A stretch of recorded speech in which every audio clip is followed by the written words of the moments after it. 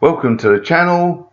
Don't forget to give this video the thumbs up and share the link to this video around your social media feeds. The following video is my own look at the things that caught my attention during 2025. I'll probably miss out some stuff that you think is important, so feel free to add them to the comments below this video. The video is also going to include some humorous commentary, or I hope it's humorous, some bad language, that's a given, and are my opinions and fall under free speech while the UK still has it. Now, with the housekeeping out of the way, let's take a look at the past 12 months.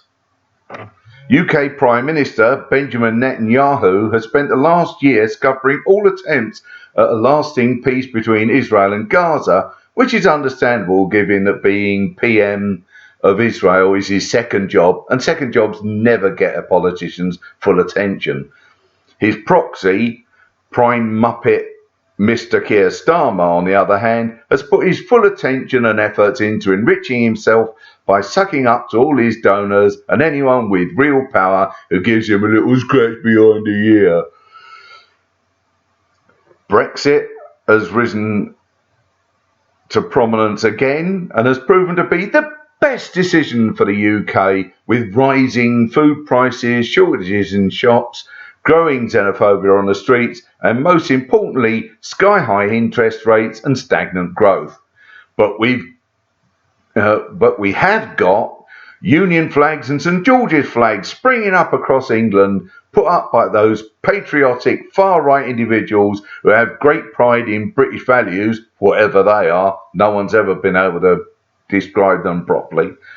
And St George, the patron saint of England, who was born in Turkey in the 3rd century AD and whose mother was believed to come from Syria, Palestina. We'll come back to that later. Prime Muppet Mr. Keir Starmer went off script when he tried to look strong in front of UK Prime Minister Benjamin Netanyahu and pretend that the UK was holding Israel to account for its genocide in Gaza by waiting for several countries to join half the countries of the world in recognising the state of Palestine. How big is Starmer to recognise a state that the UK and the UN broke up to give European Jews a place to flee persecution in Europe, and has been in existence since at least the 3rd century AD. Prime Muppet Mr. Keir Starmer has spent the last year pissing away the chance to deliver on the one-word manifesto of change. With a massive landslide victory he was gifted by the gullible UK electorate in 2024, when even the most loyal Tory voter said, "Fuck it, the Tories are fucking useless." It takes a genius level of intellect to squander such an amount of goodwill and trust to become the most hated PM in British history. But I don't suppose that really applies to someone who's merely a proxy for the real leader of the UK.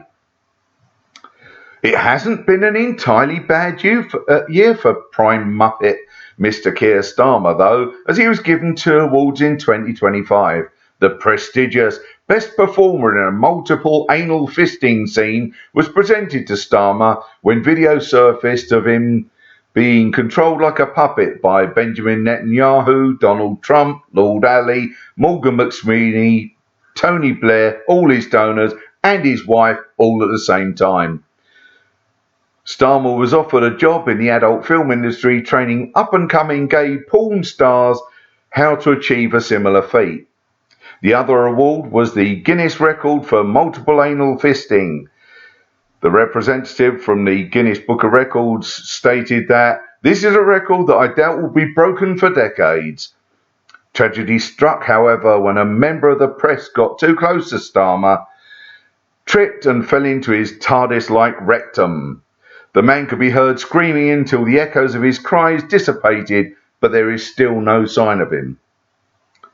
Rachel Reeves failed to produce the growth she kept saying was her primary objective when she took the role of Chancellor, but was so confident in her fiscal rules that she doubled down on everything the Tories did during their disastrous time in office, rather than do something that might actually work. Despite the cabinet reshuffle earlier this year, Rachel from Accounts kept her job as Chancellor, even though it's clearly well beyond her ability, but Starmer kept her around so he can use her as the patsy she was always intended to be.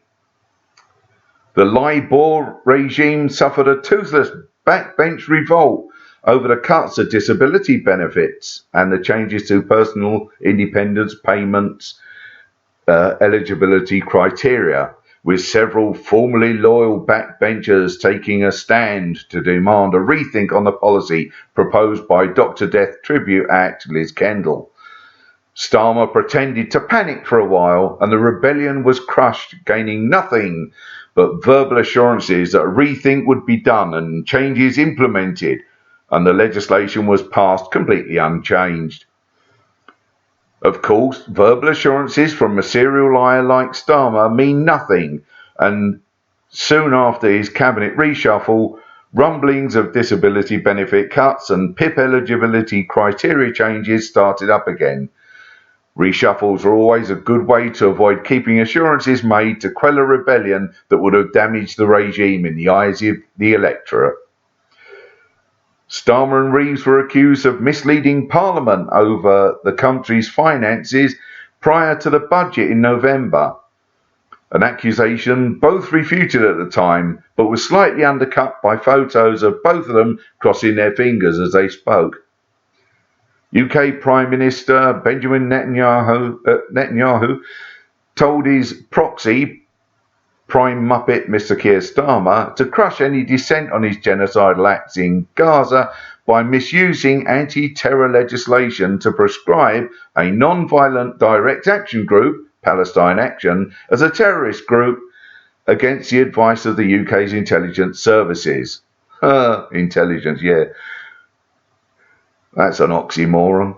Elbit Systems, an Israeli arms manufacturer based in England, targeted by Palestine Action, was thus allowed to continue to supply arms to Israel, a state facing a plausible case of genocide, war crimes and crimes against humanity at the International Criminal Court of Justice. The International Court of Justice. In such a massive act of hypocrisy that it threatens to tear a hole in the fabric of the universe.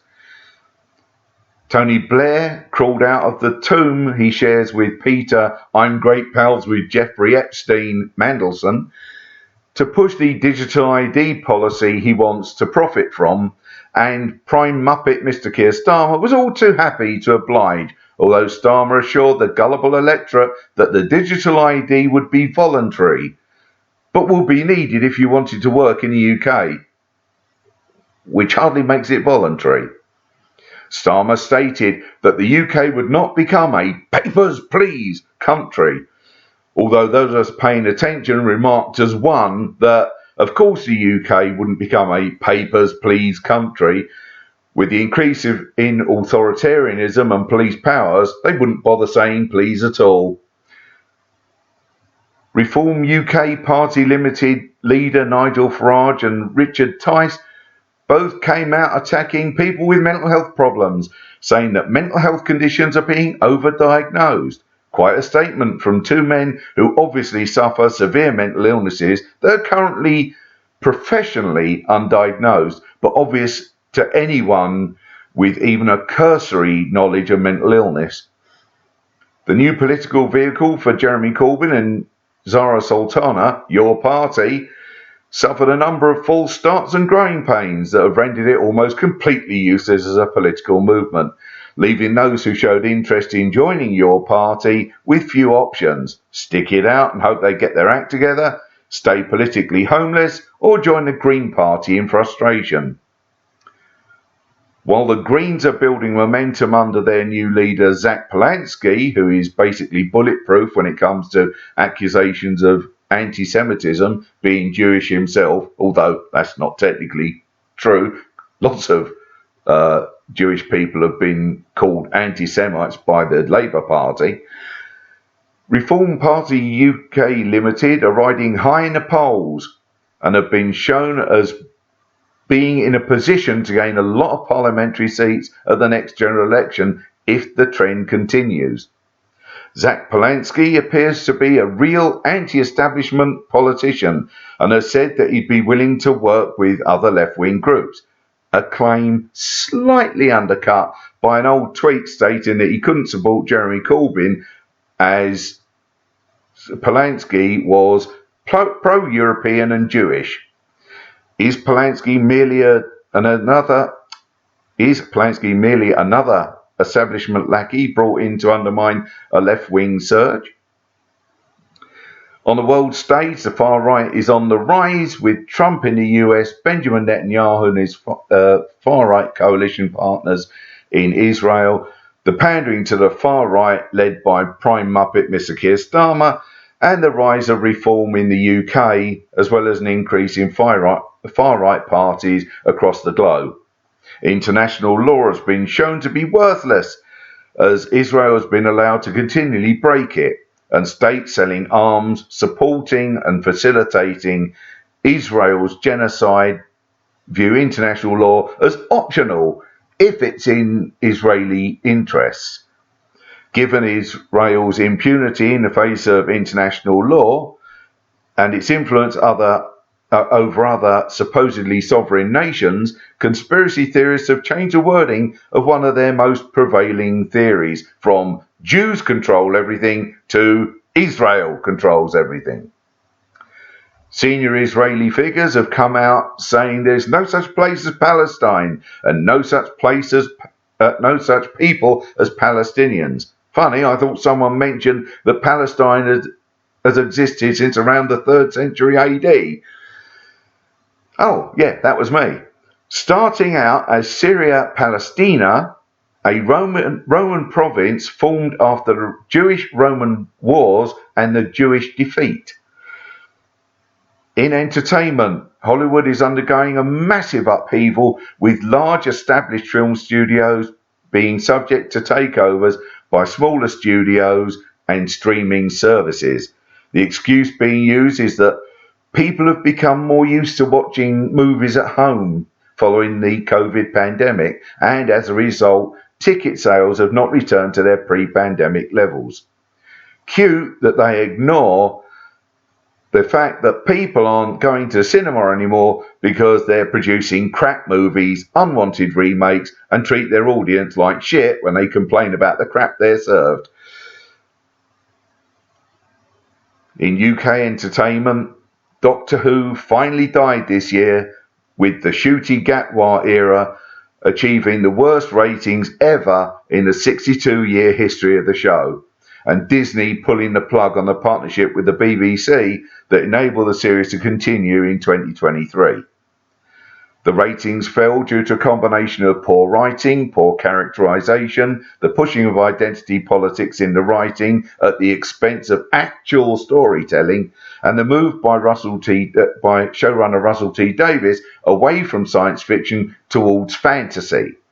It didn't help that Ncuti Gatwa told fans who didn't like the direction the show was going in to go and touch grass. They did and didn't come back.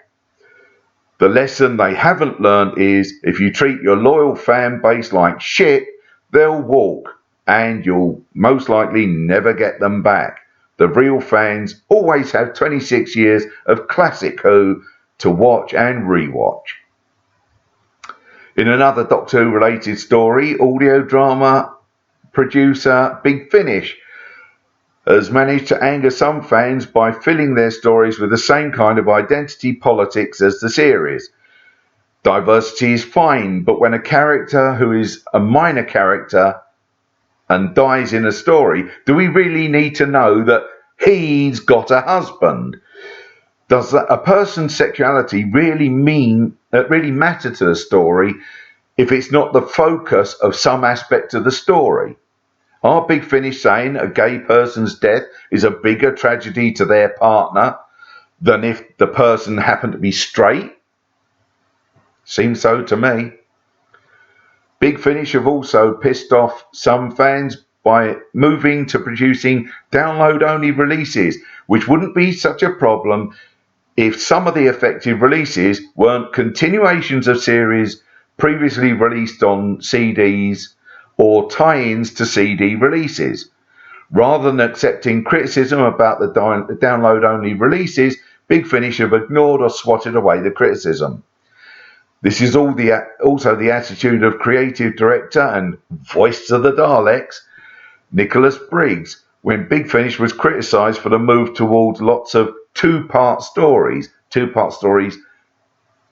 in the classic era, which most of these Doctor Who releases are in. The regular thing was 4 episodes, and that was the what was considered the best length. But when they were criticised for the move towards a lot of two-part stories in the box sets, Nicholas Briggs stated in Vortex, the Big Finish magazine, "It's clear you and I have to agree to disagree. There are now more long-form stories being released by Big Finish than ever before. I understand that you have something against two-part stories because that duration wasn't common or typical during the run of the classic series. But I judge stories on the basis of what they're about and how effectively they unfold, not solely on how long they are. I think the two-part format works really well, particularly on audio. Also, some of our two-parters, especially the second Doctor episodes, actually form part of a longer story. So, for example, although the Potential Daleks box set features 3 two-parters, in many ways it's actually a 6-parter. I would urge you not to focus on judging stories in this way, as it's clearly spoiling your enjoyment, and we have no plans to change policy. So, as with any criticism, it's the fan or the audience who's a problem, not the people making the decisions. But I'll cover the problems with Doctor Who since the end of the classic era and the problems with Big Finish in a later video.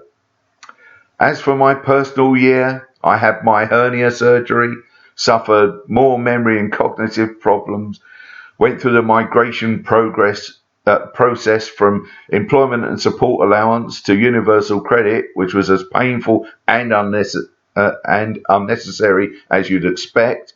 I got an ear infection a couple of days before Christmas after having to wear my MP3 player on a solo shopping trip, and came down with a cold on Christmas Day that still hasn't shifted. And the less said about this year's Christmas shopping, the better. But I'll do a video about that if anyone asks for it. So, that's 2025. God, what a crap year.